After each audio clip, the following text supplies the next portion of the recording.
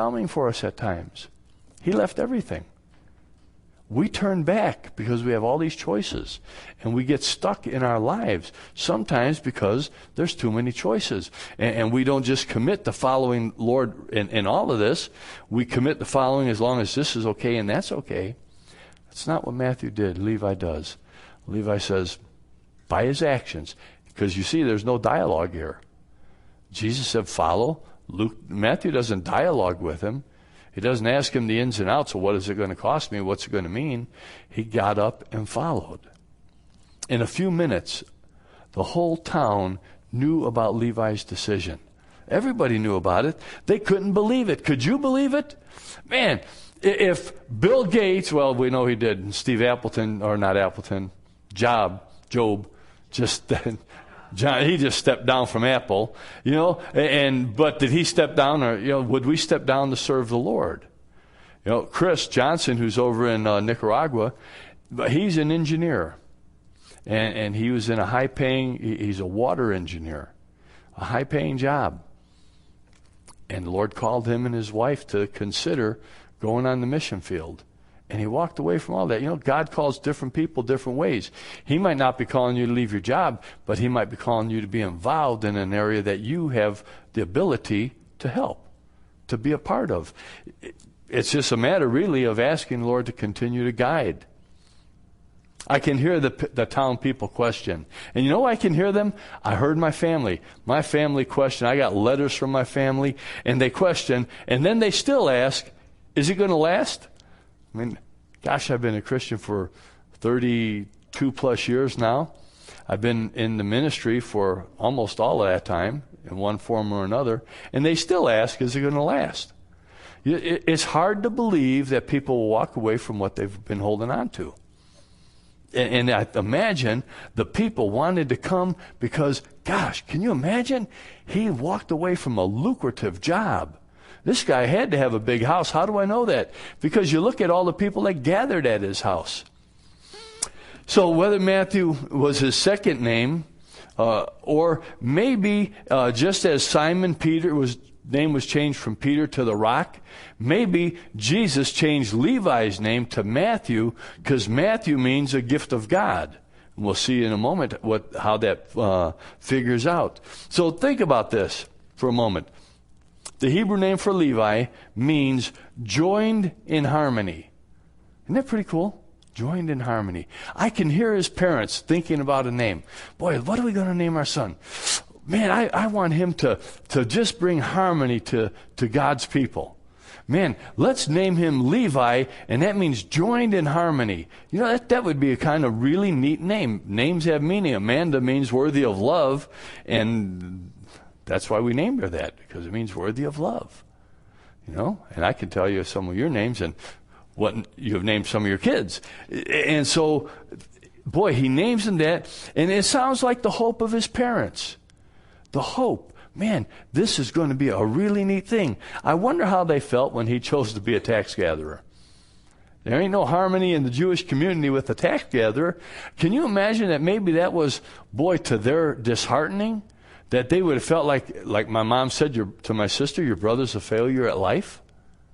When I got out of the military, that's a heck of a statement to make. I wonder if his parents might have said, yeah, joined in harmony, and he becomes a tax gatherer. What a failure at life.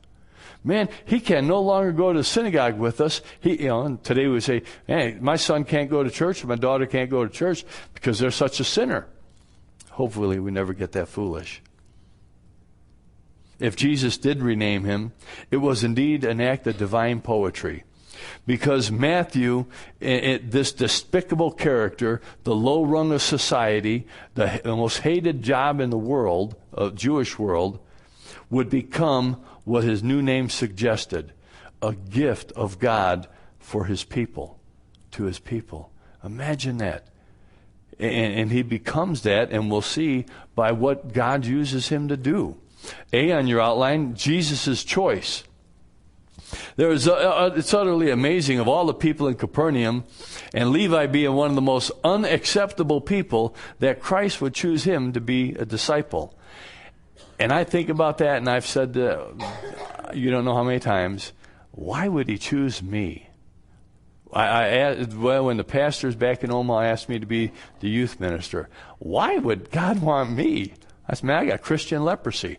Man, I've been divorced. I've got an ugly background. In fact, the pastor, when I was going to go talk to Gloria's dad, he says, Chris, you realize you don't have a good front man. Your publicity person is not very good.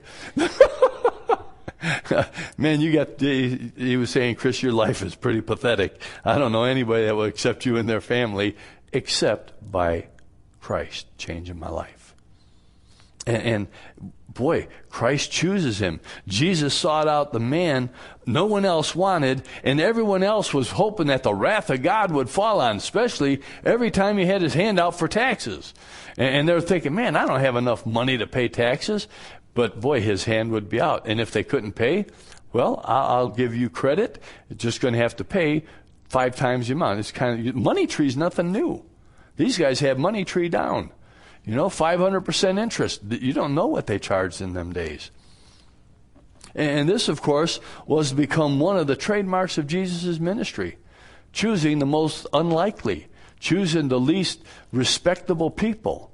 Choosing the foolish to confound the wise. Boy, that's Scripture, the New Testament, right down to the T. He picked up Mary Magdalene. He picked up Paul, who was crucifying the church, killing people, and putting them in jail. And he picked him. Jesus saw a man in Levi, not a category. What do you see when you look at people? Do you see a category? Or do you see a person? As we sang, people need the Lord. Do you see a person in need, or just a category of people? That's a bum. Boy, there's another homeless person. There's a beggar. There's a thief. You see, we label people all the time. And Jesus picks the most despicable. And it goes along with the Old Testament, 1 Samuel 16:7. I think it's up on the wall. It should be. But the Lord said to Samuel, do not look at his appearance or at the height of his stature, because I have rejected him. For God sees not as man sees. For God looks at man looks at the outward appearance, but the Lord looks at the heart. Jesus was looking at the heart of Matthew. In the heart of Matthew, there was quality there. There was somebody that could and would be willing to forsake everything he had to follow the Lord, the Messiah, the God of creation, the God of compassion, the God of grace and mercy. Probably none of those things that Matthew was exhibiting in his life at that time, but the Lord looked into his heart. What's he see when he looks at you? Boy, I've asked that question myself a lot of times. I look in the mirror and I wonder, what does the Lord see? I look at the external part of me. I think, man, I used to have a lot of hair. In fact, Caleb got a haircut, and I said, man, I used to have hair down my back. I used to have a beard to here. I was a weird kind of guy in them days. And I look in the mirror today, and I don't have that long beard. I don't have the hair. The Lord doesn't look at those things. He's looking at your heart. And he wants to know, is your heart willing to surrender to him? And he sees that in Matthew. Centuries ago, a number of workmen were dragging a large marble block into the courtyard of one of the city of Florence, and boy, it was a huge marble block. And Donatello, who was one of the sculptors of the day, he looked at it and said, well, there's flaws in that marble. I can't make anything out of that. And it sat there for a time. And then one day, one of the other architects or sculptors came by, and he began to examine it. And it rose in his mind something of immense beauty. And he began to chisel away on that marble. For 2 years, he chiseled away and chiseled away. And then the day was finally there for the sculpture to be displayed. And amongst the people, think of the people today that would be there. Amongst the people that were there to see it was Donatello, was Botticelli, Leonardo da Vinci, Pietro Barogni, who was the teacher of Raphael. All these people were there to see it. And the veil was dropped to the floor, and the statue was met with a chorus of praise. The succeeding centuries has confirmed their judgment. Michelangelo's David is one of the greatest sculptors of all times. Donatello, one of the greatest sculptors of that day, looked at it and said there's flaws. David looked at it like God, or Michelangelo, or Michelangelo looked at it as God looked at David, and seen in David something that the world didn't see. In a shepherd boy, he's seen a king. I don't care how the world's looking at you. God looks at you different. God's looking at you as a different person. He's looking at you as a child of His. He's looking at you as a person that has great potential. And sometimes we categorize people and we don't see the potential, and we make some foolish statements like, boy, that person's a failure at life. That person's never going to get out of that, man. What a mess. And we don't look to see what God might see in individuals. Christ saw in that flawed life of Levi, the tax collector, a Matthew. How was he a blessing to his people, a joy, a gift? Well, he was a gospel writer. He was an evangelist. He was a minister of Christ. And Jesus seen that in there was a true gift from God to His people. And in you, He sees a gift from the Father to the people. Oh, don't hide your gift. Don't leave it up on the shelf someplace. Let that gift be put to use that God has given you.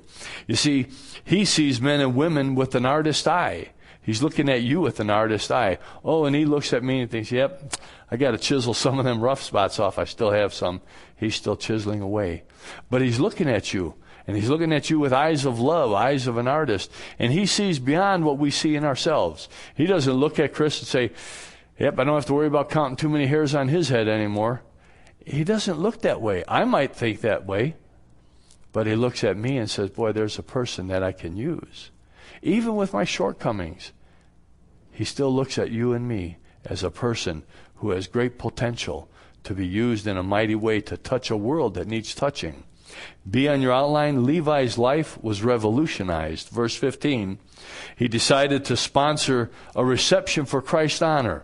And it came about that he was reclining at the table in his house, and many tax gatherers and sinners were dining with Jesus and His disciples, for there were many of them, and they were following Him. Why a reception? Why a reception at that time? Well, I think it's obvious. Boy, he wanted to honor and to thank Jesus. Wanted to honor Him for what He had done and to thank Him. And so, boy, he invites people. That's the reaction of a grateful person. How do we react to the Lord giving us opportunities to minister, to touch people, to do His will? And then it was a spontaneous celebration of a new life. Man, I got a new life. I'm a new person. Jesus certainly saw all of that, and we know that in His account of the prodigal son in Luke 15:32, the New Living Translation says, but the Father speaking, and this would be God, but we had to celebrate and be glad because your brother was dead and is alive. He was lost and he's found. And boy, that's how Jesus would have felt about Levi. Man, he was dead.